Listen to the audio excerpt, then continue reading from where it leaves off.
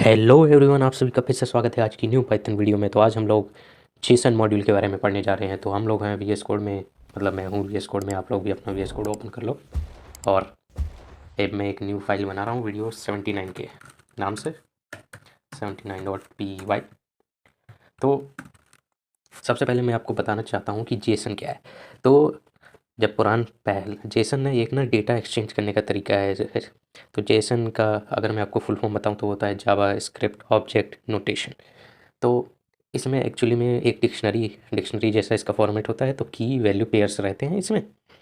And इसका like पहले हम लोग ना एक्सएमएल का यूज़ करते थे, एक्सटेंसिव मार्कअप लैंग्वेज। तो उसमें ना डेटा ना टैग्स की फॉर्म में भेजा जाता था। तो उसमें जैसे ऐसे लिखा रहता था कि भाई नेम ऐसे है, तो नेम कुछ होगा, सपोज उसकी वैल्यू पाइथन है और यहाँ पे नेम ख़त्म हो गया। तो ऐसे करके पहले भेजा जाता था।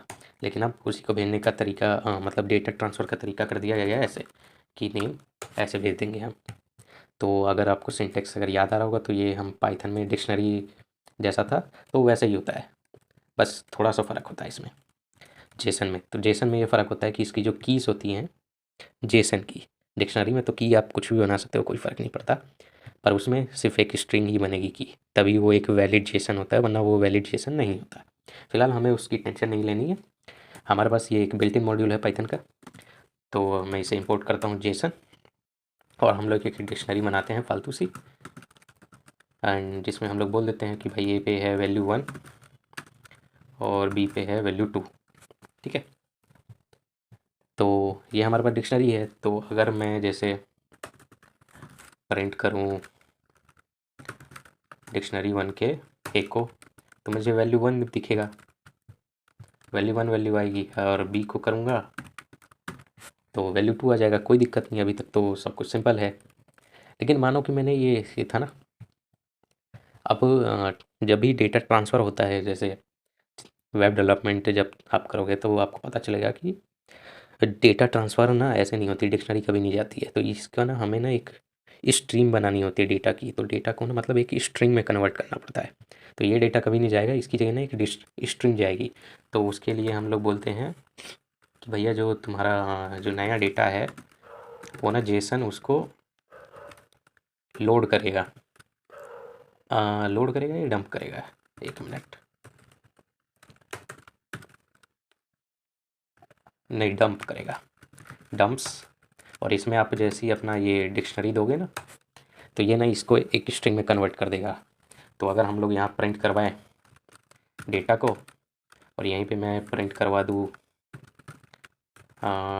डिक्शनरी 1 को, ठीक है, तो देखना दोनों सेम ही दिखेंगे, आपको कुछ फ़र्क नहीं दिखेगा।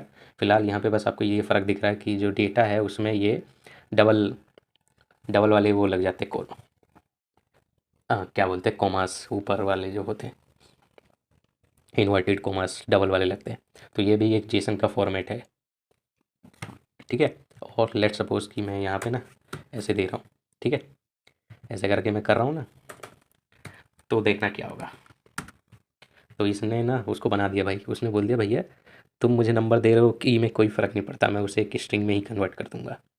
ठीक है, तो ये डेटा को डंप कर दिया गया है, मतलब एक स्ट्रिंग में कन्वर्ट कर दिया गया है स्ट्रिंग। अगर आपको देखना है तो आप डेटा का टाइप चेक कर लो ऐसे कि भाई डेटा का टाइप क्या है। तो इसने बता दिया भाई स्ट्रिंग है, जबकि एक्चुअली में डिक्शनरी का टाइप है डिक्शनरी, डिक्शनरी टाइप है उसका, डिक्शनरी है और फिर स्ट्रिंग है। ठीक है, तो ये हो गया। तो यहाँ आपने उसको कन्वर्ट कर दिया, और उसके बाद ना अब वो हमारे पास स्ट्रिंग है, तो उसमें हम लोग ना कोई वैल्यू एक्सेस नहीं कर सकते ऐसे। चलो मैं इसे रिवर्स इंजीनियर कर देता हूँ, मतलब जो पहली थी वैल्यू वही लगा देता हूँ, ए और बी। ठीक है, तो जैसे हम यहाँ पे तो ये एक्सेस कर पा रहे थे कि भाई ए की वैल्यू प्रिंट कर दो, लेकिन क्या आप वही डेटा में भी करवा सकते हैं प्रिंट कि भैया डेटा में जो ए है वो प्रिंट कर दो? तो नहीं करवा सकते, क्योंकि वो तो एक स्ट्रिंग है। स्ट्रिंग में कैसे कोई इंडेक्स पे आप जाके बोल रहे हो कि भाई इस की का वैल्यू दे दो मुझे, क्योंकि डेटा अब स्ट्रिंग बन गई। तो इसको हमें दोबारा से डिक्शनरी में कन्वर्ट करना पड़ेगा। तो उसके लिए हम लोग यूज़ करते हैं, तो हम इसे ना पार्स कर देते हैं। पार्स करना मतलब स्ट्रिंग से दोबारा से डिक्शनरी में आना। तो उसके लिए हम लोग लिखते हैं जेसन डॉट लोड्स और इसके बाद आपको अपनी स्ट्रिंग देनी है। तो स्ट्रिंग हमारी डेटा में है और हमारे पास पार्स आ गया। तो अगर मैं प्रिंट कर दूँ पार्स को, पार्स, तो ये हमारे पास पार्स वैल्यू आ गई। और यहाँ पे आप चाहो अब आप एक्सेस कर सकते हो, एक ही का कर लो, एक ही का कर लो, आपका आउटपुट दे देगा वो वैल्यू 1 और वैल्यू 2। ठीक है, तो ऐसे करके हम लोग डंप और लोड करते हैं। मतलब डिक्शनरी से, आपका डिक्शनरी नहीं एक्चुअली में ना, ये ऑब्जेक्ट बन रहे हैं, इन्हें हम लोग, ये ना जावास्क्रिप्ट से निकला है। तो जावास्क्रिप्ट में डिक्शनरी को ऑब्जेक्ट ही बोलते हैं। उसमें की रहती है और वैल्यू रहता है। ठीक है, तो ये जो ऑब्जेक्ट है उसको स्ट्रिंग में कन्वर्ट करते हैं एंड स्ट्रिंग को फिर वापस से ऑब्जेक्ट में करते हैं। तो जब डेटा हमें भेजना होता है दोबारा, मतलब सर्वर और क्लाइंट के बीच में ना डेटा स्ट्रिंग की फॉर्म में ट्रांसफ़र होता है, लेकिन रीडेबिलिटी उसकी होती है ऑब्जेक्ट की या फिर डिक्शनरी की, या आपको जो मानना है मान लो, उनकी रीडेबिलिटी ज़्यादा होती है। तो इसीलिए पहले डंप करो, डंप करने से आपकी ये जो डिक्शनरी है वो कन्वर्ट हो जाएगी स्ट्रिंग में, और लोड करने से आपका जो स्ट्रिंग है वो दोबारा से डिक्शनरी में कन्वर्ट हो जाएगा। तो इसका हम लोग एक अच्छी सी डिक्शनरी बनाते हैं। ये तो सस्ती सी थी। तो लेट्स सपोज कि हमारे पास एक डिक्शनरी है ऐसे करके, तो उसमें एक नेम है, तो किसी भी स्टूडेंट का नाम लिख देते हैं ड्रामा, उसका एज दे देते हैं कि एज 20 है, उसका लाइक स्कूल बोल देते हैं कि वो है, इसको स्ट्रिंग बना देते हैं 12th में। उसके बाद उसका सब्जेक्ट्स बना देते हैं। तो सब्जेक्ट्स में हमें चाहिए कि सब्जेक्ट्स में अब उसके पास मल्टीपल सब्जेक्ट होंगे, तो हम एक ये देंगे, क्या नाम है, लिस्ट ऑफ क्रम बनाएंगे। और सब्जेक्ट में मैं नाम और उसके मार्क्स इंक्लूड करूँगा, तो दो चीज़ें आ जाएगी। तो दो चीज़ों के लिए फिर मुझे डिक्शनरी चाहिए। तो यहाँ पे अगर मैं लिखूँ नेम, तो यहाँ लिख देंगे साइंस, एंड मार्क्स में लिख देता हूँ, मार्क्स कितने लिखे हैं, लेट्स से 80। ठीक है, एंड इसी का एक दो कॉपी और बना लेते हैं, कंट्रोल वी, कंट्रोल वी। ठीक है, यहाँ पे साइंस की जगह आर्ट्स, कॉमर्स, कॉमर्स। ठीक है, जो भी स्पेलिंग है, स्पेलिंग पे हम लोग ध्यान नहीं देते। तो आर्ट्स में मान लो उसके बंदे के 90 है और कॉमर्स में 95। ठीक है, तो ये करके हमने एक डिक्शनरी बना ली है। ठीक है, तो अब हम लोग नॉर्मली अगर डिक्शनरी को प्रिंट करवा दे, डिक्शनरी को प्रिंट करवाओगे तो ये हमारे पास डिक्शनरी यहाँ पे प्रिंट हो चुकी है। ठीक है, तो अब हम इसको ना पार्स करते हैं, पार्स नहीं करते, मतलब स्ट्रिंग में कन्वर्ट करते हैं। तो उसके लिए हम लोग लिखते हैं data is equal to JSON dot dumps और डिक्शनरी 1 दे देते हैं। तो अब मैं प्रिंट करूँ डिक्शनरी, वो डिक्शनरी नहीं, डेटा को, हाँ डेटा को प्रिंट करें, तो ये आ गया हमारे पास डेटा। तो इसने सबका काम संभाल लिया है। और इसका अगर मैं टाइप प्रिंट करवाऊँ, तो टाइप हमें स्ट्रिंग आनी चाहिए, वही आएगी, टेंशन मत लेना आप। और ये हमने प्रिंट करवाया तो स्ट्रिंग आ गया। ठीक है, तो अब हम इसमें तो हम लोग एक्सेस नहीं कर सकते कि भैया डेटा में जो नेम है वो बता दो मुझे कि नेम क्या है। तो वो बोल देगा भैया एरर है, क्योंकि स्ट्रिंग में तुम क्या ढूंढ रहे हो। तो मतलब हमें इसे पार्स करना पड़ेगा। तो पार्स के लिए parse is equal to JSON dot loads into data.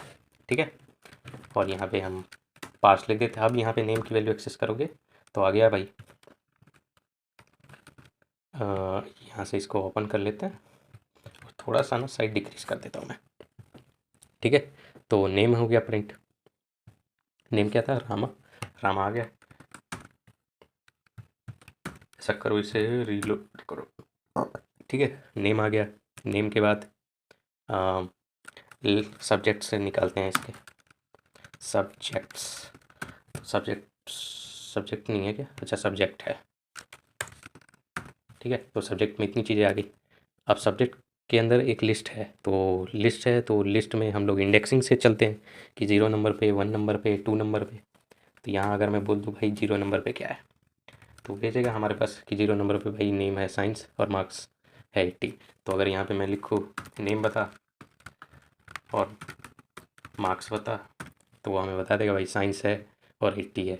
ऐसे करके हम लोग 1 पे चेक करें तो हमें पता चलेगा आर्ट्स और 90 है, और 2 पे चेक करेंगे तो कॉमर्स और 95 आता है। ठीक है, तो ऐसे करके हम लोग देखा होगा आपने, अभी हमने डिक्शनरी के अंदर लिस्ट बनाई, लिस्ट के अंदर फिर से हमने डिक्शनरी डाल दी। तो ऐसे करके हम लोग अपेंड करते जा सकते हैं, कोई फ़र्क नहीं पड़ता।